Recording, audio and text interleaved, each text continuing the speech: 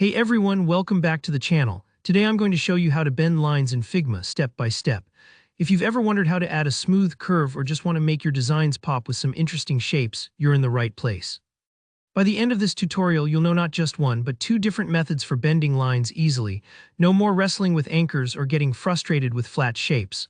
Alright, let's jump right in. First up, let's use the simplest method, bending a single line using the keyboard.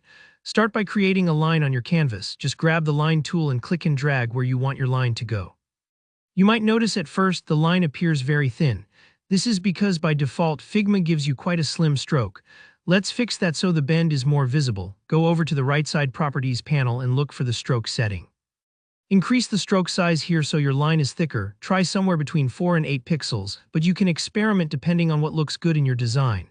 Now here's the magic moment. Click to select your line if you're not already on it. Then press and hold the Control key on your keyboard.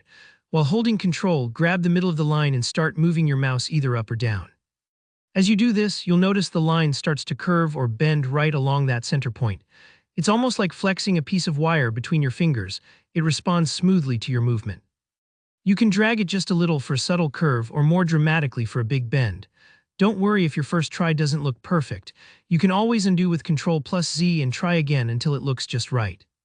This technique works wonders for quick, organic bends without needing to dive into more complex tools. But what if you want a little more control or maybe a bend that connects 3 points? Let's try out the pen tool method. This is fantastic for when you want precise, custom bends, especially between multiple points. Select the pen tool and click in 3 spots on your canvas to create a zigzag, so think of it like connecting 3 dots in a row, making an angled path. Once your line is made, just as before, go ahead and increase the stroke size so you can really see your curve. Next, with the line still selected, click and drag to select the 2 anchor points where you want your bend to happen, maybe the 2 corners where the line changes direction. Take a moment here and don't worry if you accidentally select the wrong points. You can click again or hold Shift to select multiple. Once you've got both points highlighted, look up to the top menu bar for the vector editing options. There's an option called Corner Radius, and this is where the magic happens. Increase the value and you'll see those sharp angles turn into gentle, smooth curves. Think of this like smoothing the corners of a piece of paper or rounding a square's edge.